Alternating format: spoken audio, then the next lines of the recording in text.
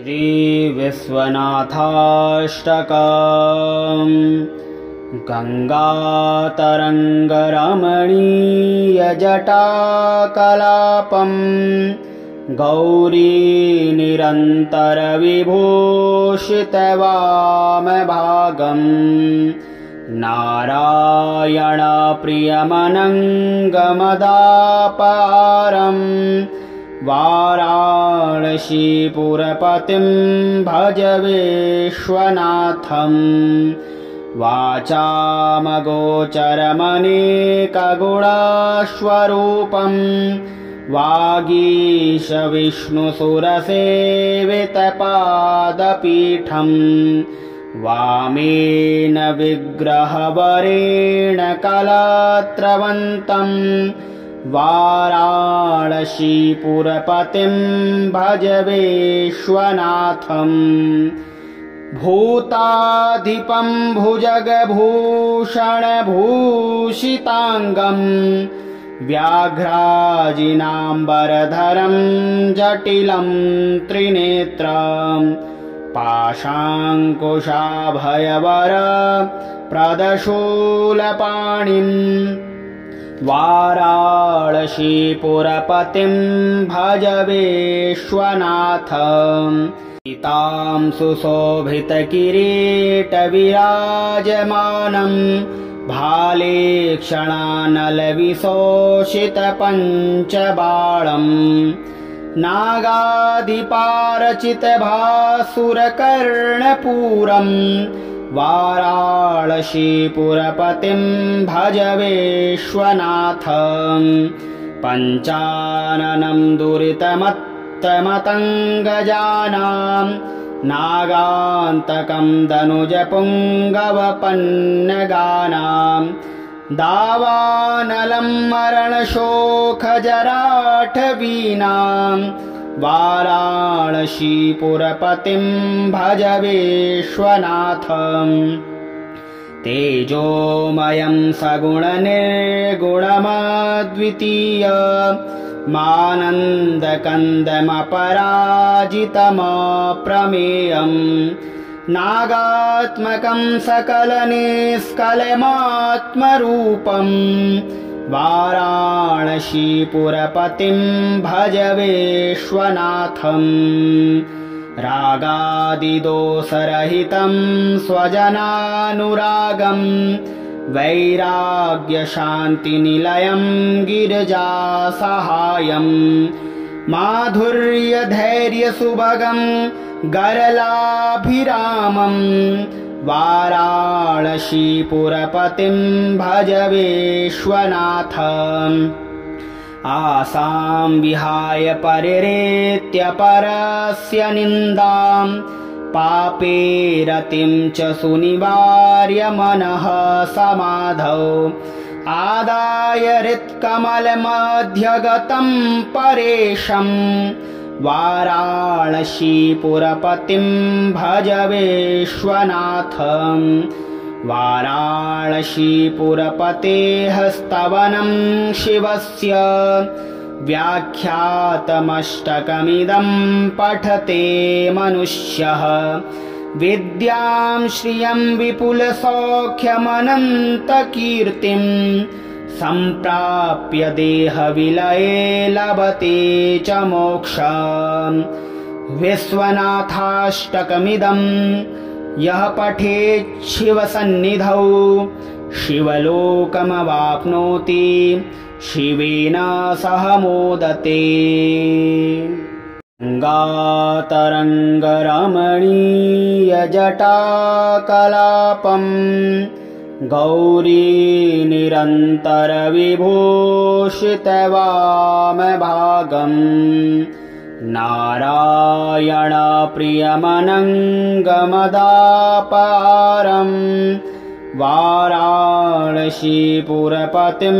भज विश्वनाथम् वाचामगोचरमनेकगुणस्वरूपम् वागीशविष्णुसुरसेवितपादपीठम् वामेन विग्रहवरेण कलत्रवन्तं वाराणसीपुरपतिं भज विश्वनाथम् भूताधिपं भुजगभूषणभूषिताङ्गम् व्याघ्राजिनाम्बरधरं जटिलं त्रिनेत्रम् पाशाङ्कुशाभयवर प्रदशूलपाणिम् वाराणसीपुरपतिं भज विश्वनाथम् पीतां सुशोभितकिरीटविराजमानं भाले क्षणानलविशोषितपञ्चबाणम्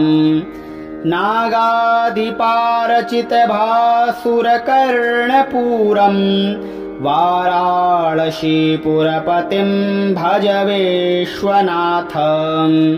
पञ्चाननं दुरितमत्तमतङ्गजानां नागान्तकं दनुजपुङ्गवपन्नगानां दावानलं मरणशोकजराठवीनां वाराणसीपुरपतिं भज विश्वनाथम् तेजोमयं सगुणनिर्गुणमद्वितीय मानन्दकन्दमपराजितमप्रमेयम् नागात्मकं सकलनिष्कलमात्मरूपम् वाराणसीपुरपतिं भज विश्वनाथम् रागादिदोषरहितं स्वजनानुरागम् वैराग्यशान्तिनिलयं गिरिजासहायम् माधुर्यधैर्यसुभगं गरलाभिरामम् वाराणसीपुरपतिं भज विश्वनाथम् आसां विहाय परिरेत्य परस्य निन्दाम् पापे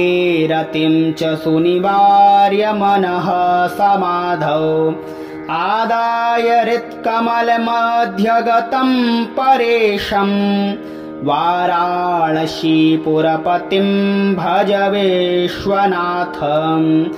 वाराणसीपुरपतेः स्तवनं शिवस्य व्याख्यातमष्टकमिदं पठते मनुष्यः विद्यां श्रियं विपुलसौख्यमनन्तकीर्तिं सम्प्राप्य देहविलये लभते च मोक्षम् विश्वनाथाष्टकमिदं यः पठेत् शिवसन्निधौ शिवलोकमवाप्नोति शिवेन सह मोदते। गङ्गातरङ्गरमणीयजटाकलापम् गौरीनिरन्तरविभूषितवामभागम् नारायणप्रियमनङ्गमदापारम् वाराणसीपुरपतिं भज विश्वनाथम् वाचामगोचरमनेकगुणस्वरूपम् वागीशविष्णुसुरसेवितपादपीठम् वामेन विग्रहवरेण कलत्रवन्तम् वाराणसीपुरपतिं भज विश्वनाथम् भूताधिपं भुजगभूषणभूषिताङ्गम् व्याघ्राजिनाम्बरधरं जटिलं त्रिनेत्रम् पाशाङ्कुशाभयवर प्रदशूलपाणिम् वाराणसीपुरपतिं भज विश्वनाथम्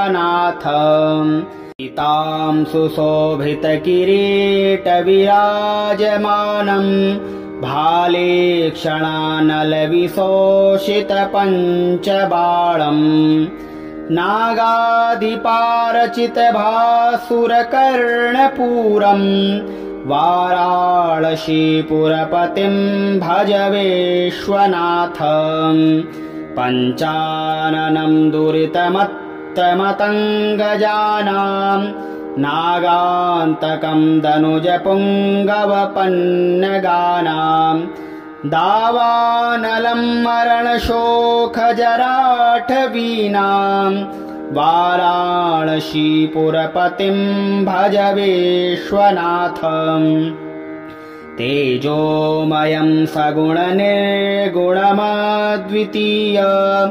मानन्दकन्दमपराजितमप्रमेयम् नागात्मकं सकलनिष्कलमात्मरूपम् वाराणसीपुरपतिं भज विश्वनाथम् रागादिदोषरहितं स्वजनानुरागं वैराग्यशान्तिनिलयं गिरिजासहायम् माधुर्यधैर्यसुभगं गरलाभिरामम् वाराणसीपुरपतिं भज विश्वनाथम्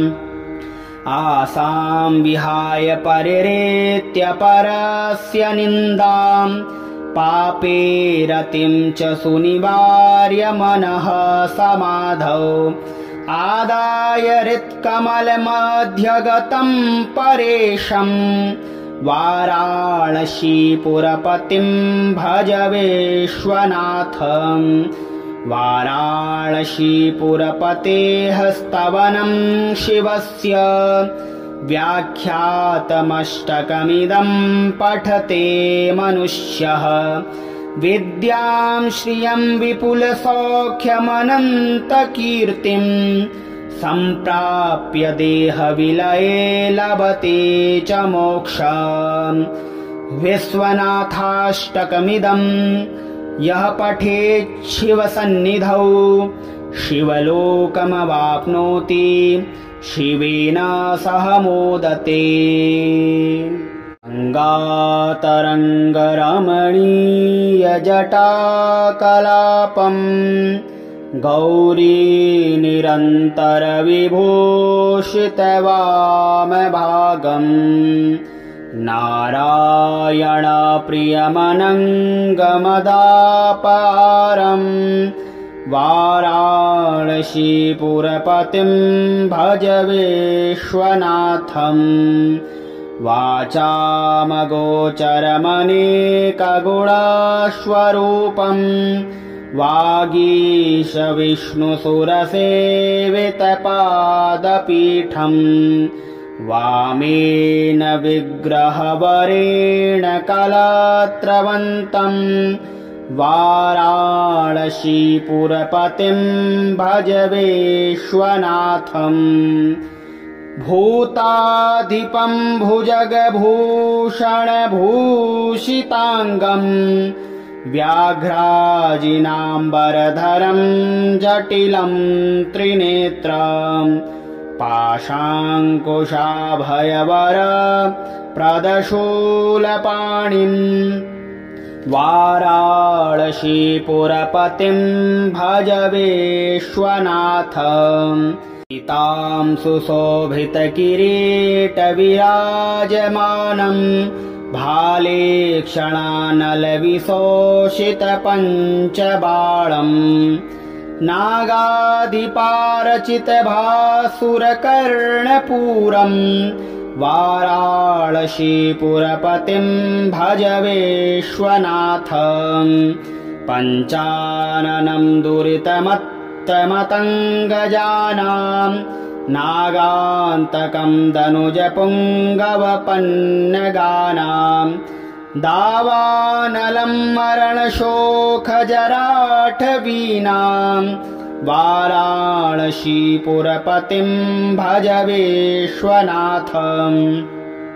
तेजोमयं सगुणनिर्गुणमद्वितीय मानन्दकन्दमपराजितमप्रमेयम् नागात्मकं सकलनिष्कलमात्मरूपम् वाराणसीपुरपतिं भज विश्वनाथम् रागादिदोषरहितं स्वजनानुरागम् वैराग्यशान्तिनिलयं गिरिजासहायम् माधुर्यधैर्यसुभगं गरलाभिरामम् वाराणसीपुरपतिं भज विश्वनाथम् आसां विहाय परिरेत्य परस्य निन्दाम् पापे रतिं च सुनिवार्य मनः समाधौ आदाय हृत्कमलमध्यगतं परेशम् वाराणसीपुरपतिं भज विश्वनाथम् वाराणसीपुरपतेः स्तवनं शिवस्य व्याख्यातमष्टकमिदं पठते मनुष्यः विद्यां श्रियं विपुलसौख्यमनन्तकीर्तिं सम्प्राप्य देहविलये लभते च मोक्षम् विश्वनाथाष्टकमिदं यः पठेत् शिवसन्निधौ शिवलोकमवाप्नोति शिवेन सह मोदते। गङ्गातरङ्गरमणीयजटाकलापम् गौरी निरन्तरविभूषितवामभागम् नारायणप्रियमनङ्गमदापारम् वाराणसीपुरपतिं भज विश्वनाथम् वाचामगोचरमनेकगुणस्वरूपम् वागीशविष्णुसुरसेवितपादपीठम् वामेन विग्रहवरेण कलात्रवन्तम् वाराणसीपुरपतिं भज विश्वनाथम् भूताधिपं भुजगभूषणभूषिताङ्गम् व्याघ्राजिनाम्बरधरं जटिलं त्रिनेत्रम् पाशाङ्कुशाभयवर प्रदशूलपाणिम् वाराणसीपुरपतिं भज विश्वनाथम् पीतां सुशोभितकिरीटविराजमानम् भाले क्षणानलविशोषितपञ्चबाणम् नागाधिपारचितभासुरकर्णपूरम् वाराणसीपुरपतिं भज विश्वनाथम् पञ्चाननं दुरितमत्तमतङ्गजानाम् नागान्तकं दनुजपुङ्गवपन्नगानाम् दावानलं मरणशोकजराठवीनाम् वाराणसीपुरपतिं भज विश्वनाथम् तेजोमयं सगुणनिर्गुणमद्वितीय मानन्दकन्दमपराजितमप्रमेयम् नागात्मकं सकलनिष्कलमात्मरूपम् वाराणसीपुरपतिं भज विश्वनाथम् रागादिदोषरहितं स्वजनानुरागम् वैराग्यशान्तिनिलयं गिरिजासहायम् माधुर्यधैर्यसुभगं गरलाभिरामम् वाराणसीपुरपतिं भज विश्वनाथम् आसां विहाय परिरेत्य परस्य निन्दाम् पापे रतिं च सुनिवार्य मनः समाधौ आदाय हृत्कमलमध्यगतं परेशम् वाराणसीपुरपतिं भज विश्वनाथम् वाराणसीपुरपतेः स्तवनं शिवस्य व्याख्यातमष्टकमिदं पठते मनुष्यः विद्यां श्रियं विपुलसौख्यमनन्तकीर्तिं सम्प्राप्य देहविलये लभते च मोक्षम् विश्वनाथाष्टकमिदं यः पठेत् शिवसन्निधौ शिवलोकमवाप्नोति शिवेन सह मोदते। गङ्गातरङ्गरमणीयजटाकलापं गौरी निरन्तरविभूषितवामभागं नारायणप्रियमनङ्गमदापारम् वाराणसीपुरपतिं भज विश्वनाथम् वाचामगोचरमनेकगुणस्वरूपम् वागीशविष्णुसुरसेवितपादपीठम् वामेन विग्रहवरेण कलात्रवन्तम् वाराणसीपुरपतिं भज विश्वनाथम् भूताधिपं भुजगभूषणभूषिताङ्गम् व्याघ्राजिनाम्बरधरं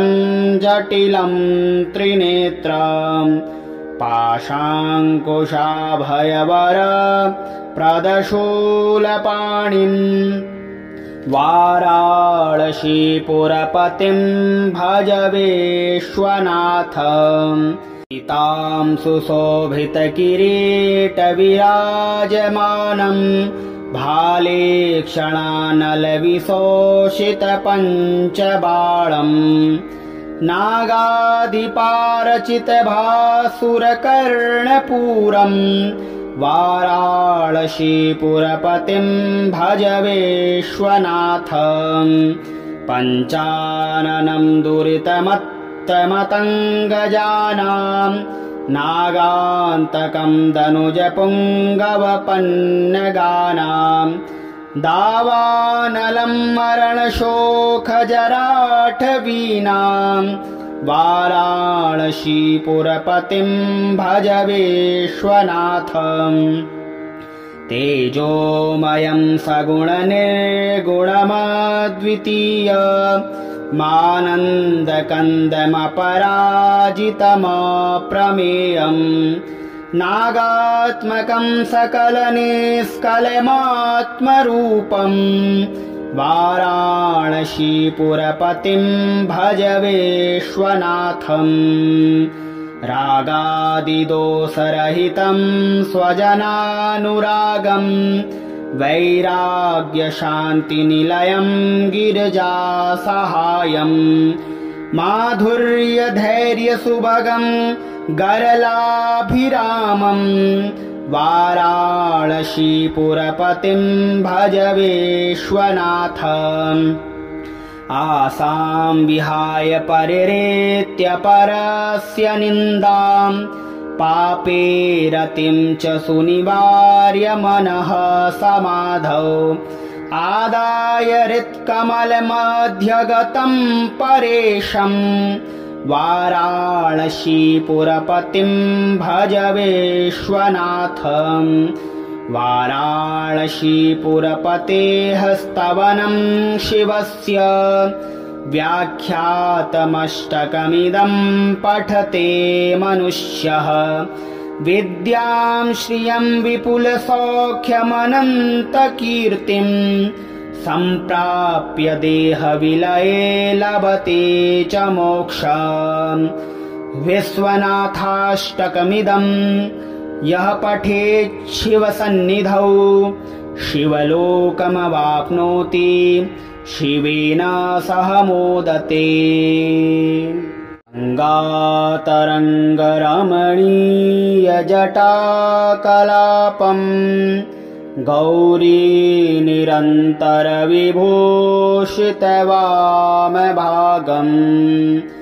नारायणप्रियमनङ्गमदापारम् वाराणसीपुरपतिं भज विश्वनाथम्। वाचामगोचरमनेकगुणस्वरूपम् वागीशविष्णुसुरसेवितपादपीठम् वामेन विग्रहवरेण कलात्रवन्तम् वाराणसीपुरपतिं भज विश्वनाथम्। भूताधिपं भुजगभूषणभूषिताङ्गम् व्याघ्राजिनाम्बरधरं जटिलं त्रिनेत्रम् पाशाङ्कुशाभयवर प्रदशूलपाणिम् वाराणसीपुरपतिं भज विश्वनाथम्। पीतां सुशोभितकिरीटविराजमानम् भाले क्षणानलविशोषितपञ्चबाणम् नागाधिपारचितभासुरकर्णपूरम् वाराणसीपुरपतिं भज विश्वनाथम्। पञ्चाननं दुरितमत्तमतङ्गजानां नागान्तकं दनुजपुङ्गवपन्नगानां दावानलं मरणशोकजराठवीनां वाराणसीपुरपतिं भज विश्वनाथम्। तेजोमयं सगुणनिर्गुणमद्वितीय मानन्दकन्दमपराजितमप्रमेयम् नागात्मकं सकलनिष्कलमात्मरूपम् वाराणसीपुरपतिं भज विश्वनाथम्। रागादिदोषरहितं स्वजनानुरागम् वैराग्यशान्तिनिलयं गिरिजासहायम् माधुर्यधैर्यसुभगं गरलाभिरामम् वाराणसीपुरपतिं भज विश्वनाथम्। आसां विहाय परिरेत्य परस्य निन्दां पापे रतिं च सुनिवार्य मनः समाधौ आदाय हृत्कमलमध्यगतं परेशम् वाराणसीपुरपतिं भज विश्वनाथम्। वाराणसीपुरपतेः स्तवनं शिवस्य व्याख्यातमष्टकमिदं पठते मनुष्यः विद्यां श्रियं विपुलसौख्यमनन्तकीर्तिं सम्प्राप्य देहविलये लभते च मोक्षम्। विश्वनाथाष्टकमिदं यः पठेत् शिवसन्निधौ शिवलोकमवाप्नोति शिवेन सह मोदते। गङ्गातरङ्गरमणीयजटाकलापम् गौरी निरन्तरविभूषितवामभागम् नारायणप्रियमनङ्गमदापारम् वाराणसीपुरपतिं भज विश्वनाथम्। वाचामगोचरमनेकगुणस्वरूपम् वागीशविष्णुसुरसेवितपादपीठम् वामेन विग्रहवरेण कलत्रवन्तं वाराणसीपुरपतिं भज विश्वनाथम् भूताधिपं भुजगभूषणभूषिताङ्गम् व्याघ्राजिनाम्बरधरं जटिलं त्रिनेत्रम् पाशाङ्कुशाभयवर प्रदशूलपाणिम् वाराणसीपुरपतिं भज विश्वनाथम् पीतां सुशोभितकिरीटविराजमानं भाले क्षणानलविशोषितपञ्चबाणम् नागाधिपारचितभासुरकर्णपूरम् वाराणसीपुरपतिं भज विश्वनाथम् पञ्चाननं दुरितमत्तमतङ्गजानां नागान्तकं दनुजपुङ्गवपन्नगानां दावानलं मरणशोकजराठवीनां वाराणसीपुरपतिं भज विश्वनाथम् तेजोमयं सगुणनिर्गुणमद्वितीय मानन्दकन्दमपराजितमप्रमेयम् नागात्मकं सकलनिष्कलमात्मरूपम् वाराणसीपुरपतिं भज विश्वनाथम् रागादिदोषरहितं स्वजनानुरागम् वैराग्यशान्तिनिलयं गिरिजासहायम् माधुर्यधैर्यसुभगं गरलाभिरामम् वाराणसीपुरपतिं भज विश्वनाथम् आसां विहाय परिरेत्य परस्य निन्दां पापे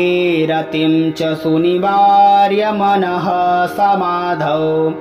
आदाय हृत्कमलमध्यगतं परेशम् वाराणसीपुरपतिं भज विश्वनाथम् वाराणसीपुरपतेः स्तवनं शिवस्य व्याख्यातमष्टकमिदं पठते मनुष्यः विद्यां श्रियं विपुलसौख्यमनन्तकीर्तिं सम्प्राप्य देहविलये लभते च मोक्षम् विश्वनाथाष्टकमिदं यः पठेत् शिवसन्निधौ शिवलोकमवाप्नोति शिवेन सह मोदते। गङ्गातरङ्गरमणीयजटाकलापं गौरी निरन्तरविभूषितवामभागम् नारायणप्रियमनङ्गमदापारम् वाराणसीपुरपतिं भज विश्वनाथम् वाचामगोचरमनेकगुणस्वरूपम् वागीशविष्णुसुरसेवितपादपीठम् वामेन विग्रहवरेण कलत्रवन्तम् वाराणसीपुरपतिं भज विश्वनाथम् भूताधिपं भुजगभूषणभूषिताङ्गम् व्याघ्राजिनाम्बरधरं जटिलं त्रिनेत्रम् पाशाङ्कुशाभयवर प्रदशूलपाणिम् वाराणसीपुरपतिं भज विश्वनाथम् पीतां सुशोभितकिरीटविराजमानं भालेक्षणानलविशोषितपञ्चबाणम् नागाधिपारचितभासुरकर्णपूरम् वाराणसीपुरपतिं भज विश्वनाथम् पञ्चाननं दुरितमत्तमतङ्गजानां नागान्तकं दनुजपुङ्गवपन्नगानां दावानलं मरणशोकजराठवीनां वाराणसीपुरपतिं भज विश्वनाथम् तेजोमयं सगुणनिर्गुणमद्वितीय मानन्दकन्दमपराजितमप्रमेयम् नागात्मकं सकलनिष्कलमात्मरूपम् वाराणसीपुरपतिं भज विश्वनाथम् रागादिदोषरहितं स्वजनानुरागं वैराग्यशान्तिनिलयं गिरिजासहायम् माधुर्यधैर्यसुभगं गरलाभिरामम् वाराणसीपुरपतिं भज विश्वनाथम् आसां विहाय परिरेत्य परस्य निन्दां पापे रतिं च सुनिवार्य मनः समाधौ आदाय हृत्कमलमध्यगतं परेशं वाराणसीपुरपतिं भज विश्वनाथम् वाराणसीपुरपतेः स्तवनं शिवस्य व्याख्यातमष्टकमिदं पठते मनुष्यः विद्यां श्रियं विपुलसौख्यमनन्तकीर्तिं सम्प्राप्य देहविलये लभते च मोक्षम् विश्वनाथाष्टकमिदं यः पठेत् शिवसन्निधौ शिवलोकमवाप्नोति शिवेन सह मोदते।